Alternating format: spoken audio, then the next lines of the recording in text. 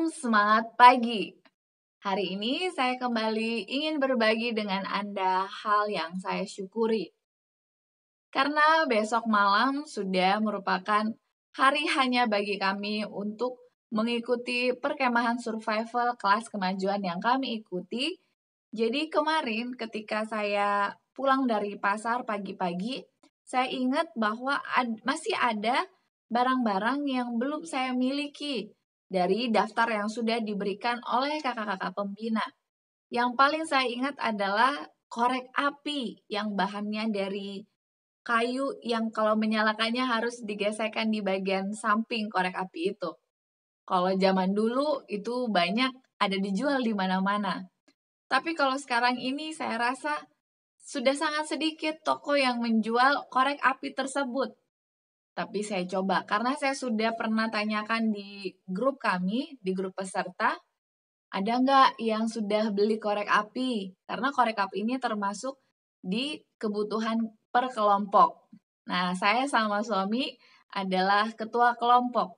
Jadi saya terus menanyakan, ada nggak yang udah punya? Ternyata belum ada yang membeli korek api karena memang susah ditemukan. Jadi setelah pulang dari pasar, saya masuk ke komplek perumahan kami lewat gapura belakang. Karena di sana lebih banyak toko-toko dan warung-warung yang ada. Saya mulai masuki warung dan toko satu demi satu. Saya tanyakan, Pak, Bu, Mas, Mbak, ada nggak jual korek api ya di sini? Saya tanya gitu. Banyak di antara mereka yang menjawab, aduh maaf Bu, nggak ada, adanya macis yang korek api terbuat dari bahan plastik depannya yang dalamnya isi minyak. Karena itu lebih nyaman dibawa kemana-mana, selain lebih tahan air dan juga ringan, tentunya lebih banyak itu sekarang dijual. Yang lucunya adalah ketika saya masuk di beberapa toko dan warung, saat saya tanyakan, jual korek api Bu, Pak, yang bahannya dari kayu itu loh yang zaman dulu kita punya. Saya malah ditertawakan kayak menurut mereka kok zaman sekarang masih cari yang seperti itu. Saya bilang saya perlu karena ada tugas. Jadi kadang ada yang ketawain saya, udah pakai macis aja Bu. Saya bilang kalau macis tentu banyak ditemukan, tapi saya butuhnya korek api. Jadi saya tidak menemukan korek api di perumahan kami. Saya keluar lagi dari perumahan, saya coba cari ke tempat lain, sekitar 3-4 perumahan dari rumah kami. Saya terus coba, setiap persimpangan ada warung, saya berhenti, saya tanyakan, ada nggak jual Bu? Atau Pak? Tidak ada. Saya mulai khawatir dan juga hampir menyerah. Saya terus berdoa dalam hati sambil membujuk Tuhan, memohon jika Tuhan berkenan, tolonglah kiranya bantu saya menemukan satu tempat yang menjual korek api tersebut. Saya terus cari di setiap warung dan toko, tidak juga menemukan. Akhirnya saya parkir di satu tempat, karena itu tempat yang tidak terlalu banyak orang lalu lalang, dan saya jalan kaki ke jalur utama dari satu perumahan. Saya jalan kaki, saya masuk lagi ke tempat toko-toko lain, tidak ada juga. Terakhir, saya pikir gini, ini toko yang ini saya mau masuki. Ada nggak ada, inilah toko terakhir yang akan saya masuki hari ini, karena saya masih harus melakukan kegiatan yang lain. Sambil saya tanya sama Cece yang jual di sana, C, ada korek api, saya jelaskan. Yang bahannya dari kayu, yang kalau kita nyalakan digesek-gesek itu loh, C. Yang udah lama banget, zaman dulu. Dengan santainya, Cece yang jual itu bilang, oh ada, mau berapa? Dalam hati saya sudah senang sekali, tapi ekspresi biasa aja. Oh, saya mau 3 ya, C. Lalu cepat-cepat Cece itu ambil, lalu dia tunjukkan, saya tanya harga yang berapa, saya bayar. Sambil saya keluar dari toko itu, saya berterima kasih kepada Tuhan, karena menurut saya toko itu sebenarnya adalah toko cemilan.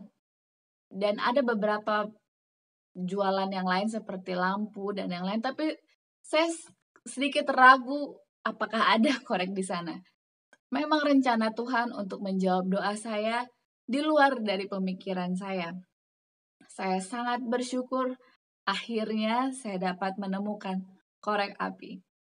Sambil saya kembali hampir nyaris masuk ke perumahan kami, teringat lagi, saya lupa lagi, bahwa ternyata saya kurang 1 pisau lipat.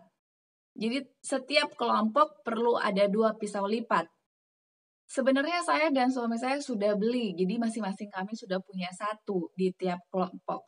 Dan dilihat di daftarnya ternyata 1 kelompok perlu 2 pisau lipat. Kalau saya mau beli online, sepertinya tidak akan terkejar karena sudah besok sudah harus pergi ke hutan.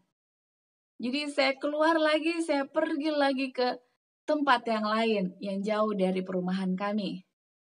Saya ingat ada 1 toko serbaguna isinya banyak, baik itu perlengkapan dapur, kasur, pokoknya itu kayak tokonya itu swalayan yang serba ada.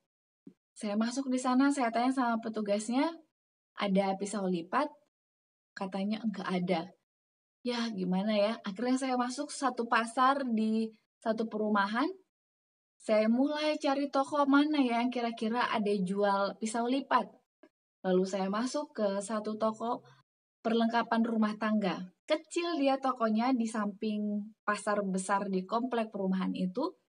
Saya masuk, saya tanya sama bapak yang jual. Pak, ada pisau lipat? Cutter aja gimana katanya? Oh, saya perlunya pisau lipat, Pak. Baru sampai bapak itu ingat-ingat, ada nggak ya barang itu di tokonya? Lalu dia bilang, kalau pisau yang kecil mau, boleh lihat dulu, saya bilang. Lalu bapak itu bongkar-bongkar, lalu dia tunjukkan, ini ada pisau lipat. Saya bilang, udah itu aja Pak, saya beli. Walaupun pisau lipat itu bukan pisau yang saya harapkan seperti pisau untuk survival, itu seperti pisau untuk perlengkapan dapur, tapi yang penting dilipat. Dan harganya lebih murah dari yang pisau survival. Saya bayar, saya masuk dalam mobil, saya berterima kasih kepada Tuhan. Kadang di saat saya kecewa, Tuhan terus berikan saya pengharapan agar saya tidak kecewa. Saya berterima kasih hal-hal barang-barang yang menurut saya susah untuk saya dapatkan di waktu-waktu detik-detik terakhir, ternyata Tuhan jawab doa-doa saya. Ini hal yang saya syukuri. Bagaimana dengan Anda? Saya ingin Anda pun memiliki hal-hal yang Anda syukuri. Mulai dari hal-hal sederhana, hal-hal yang kecil. Hari ini adalah hari terakhir di bulan Maret. Sudah 3 bulan berlalu di tahun 2021 ini. Mari kita dengarkan bacaan renungan pagi kita 31 Maret dengan judul Moab, satu kegagalan karena ia menolak perubahan. Ayat intinya tertulis di dalam Yeremia 48 ayat yang ke-11. Moab hidup aman dari sejak masa mudanya. Dia hidup tenang seperti anggur di atas endapannya. Tidak dituangkan dari tempayan yang satu ke tempayan yang lain. Tidak pernah masuk ke dalam pembuangan. Sebab itu rasanya tetap padanya dan baunya tidak berubah. Penjelasannya, seseorang boleh menolak untuk mendengar nasihat-nasihat dan teguran-teguran Allah. Boleh jadi ia memilih untuk membuat aturan kelakuannya menurut caranya sendiri. Seperti Moab, ia menolak untuk berubah. Ia menolak memperbaiki perangai buruk dari tabiatnya. Meskipun Tuhan telah menunjukkan dengan jelas pekerjaannya, hak-hak istimewanya, kesempatannya, dan kemajuan yang harus diadakan. Terlalu banyak kesulitan untuk meninggalkan cara-cara hidupnya yang lama dan mengubah ide dan metode-metodenya. Caranya tetap ada padanya, ia melekat pada cacatnya. Ada banyak orang yang tidak merasa puas dengan pekerjaan yang telah Allah berikan kepada mereka. Mereka tidak puas untuk melayani Dia dengan senang di tempat yang telah dipilihnya bagi mereka atau melakukan tanpa bersungut-sungut pekerjaan yang telah dipercayakannya kepada mereka. adalah baik bagi kita untuk merasa tidak puas dengan cara kita sendiri melakukan kewajiban. Tetapi janganlah kita tidak merasa puas dengan kewajiban itu sendiri. Karena dalam pemeliharaannya, Allah menaruh di hadapan umat manusia pelayanan yang akan menjadi seperti obat bagi pikiran mereka yang sakit.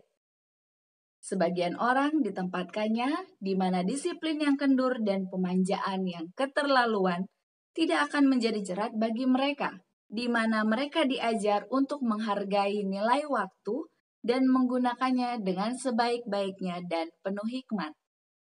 Ada juga sebagian orang yang ingin menjadi penguasa yang memerintah dan yang memerlukan penyucian ketaatan. Mereka adalah orang yang memenuhi syarat untuk mengisi tempat-tempat di mana kemampuan mereka yang didisiplin akan membuat mereka berjasa sebesar-besarnya. Sebagian orang dilatih Allah dengan membawa mereka kepada kekecewaan dan yang tampak seperti kegagalan. Maksudnya adalah supaya mereka kelak belajar untuk menaklukkan kesukaran. Banyak orang yang tidak mengetahui bagaimana bekerja bagi Allah. Bukan karena mereka perlu menjadi orang bodoh, melainkan mereka tidak mau taat kepada proses pendidikannya.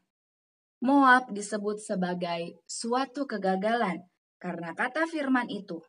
Moab hidup aman dari sejak masa mudanya.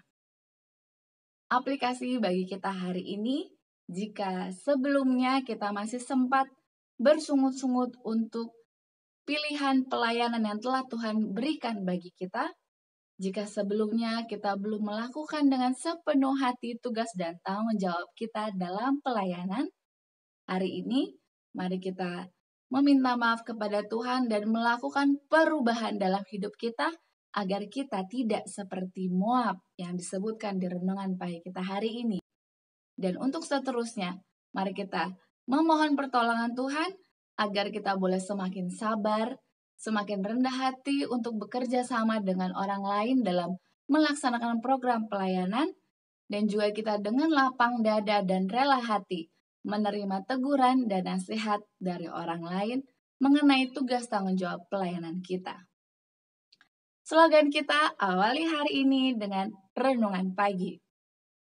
Sebagaimana Tuhan menjawab permohonan-permohonan kecil saya mengenai pisau lipat dan juga korek api, saya yakin dan percaya Tuhan akan juga menjawab doa saya untuk permohonan-permohonan saya, kebutuhan-kebutuhan yang besar. Mari kita tetap tekun di dalam doa. Jika ada di antara Anda yang turut ingin didoakan, mari Anda dapat menuliskan usulan doa tersebut di kolom komentar di bawah ini, dan saya akan turut menjadi sahabat doa Anda. Terima kasih banyak. Esok hari kita akan kembali lanjutkan bacaan renungan pagi kita di hari yang baru di bulan April. Sampai jumpa. Terima kasih banyak. Tuhan Yesus memberkati kita semua. Amin.